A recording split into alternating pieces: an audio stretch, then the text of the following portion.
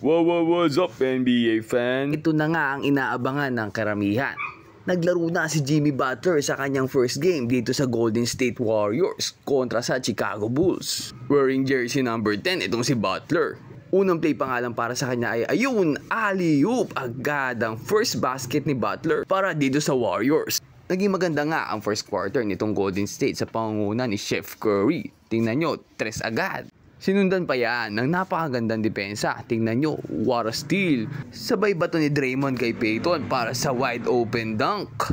Pero pagpasok ng second quarter, ay nagsimulang mag-init ng Chicago Bulls at nagpaulan ng 3. Sunod-sunod na 3 ang binitawan at medyo lumobo nga ang lamang nila kontra sa Warriors. Napakaganda pa ng play na pinapakita nila. Tingnan mo ang pasahan na yan.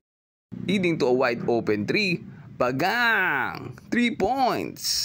Turnover ba para sa Warriors? May steal tuloy ni Buzelis at isang magandang finish ang bibitawan. Tingnan nyo, tumingin pa sa crowd. Score nga natin ay 51-36 in favor of Chicago. Pero syempre, hindi pa payag ang Golden State. Binigay na kay Curry ang bola. Dribble against Josh Giddey na mas matangkad sa kanya. Pero bang! Steph! Then ito naman kay Nikola Vucevic. What a pass para kay Podziemski.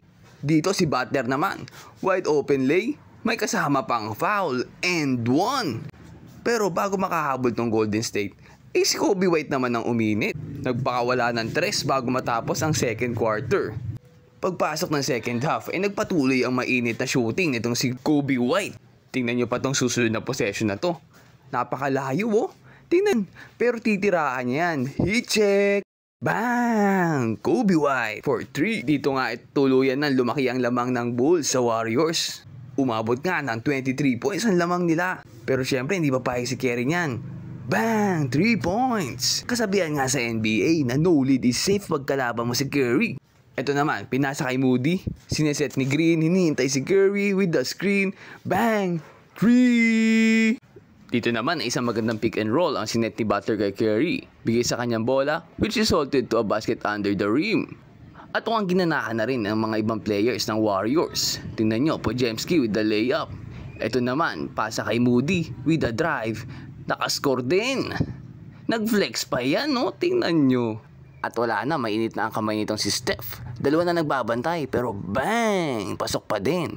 Tingnan nyo, tinira na yung bola, umikot na agad eh. Hindi na tiningnan. Dito nagpapakita ng dribble move si Curry. Pero hindi siya pupukol ng 3 at papasok siya inside with a beautiful layup. Tinuro pa mga kampi niya oh. At wala na, niluto na ni Curry ang Bulls. Hindi na kinaya, pinaulan na ng 3 eh. Signature kagat sa mouthpiece pa. Dito sa play na to nagulat ako. Parang nahawa ata si Curry sa puso ni Butler. Mintis man pero no worries, andun naman si Butler para saluhin. Dito parang pinaglalaroan na lang ni Curry kalaban eh oh. Basta bitaw na lang.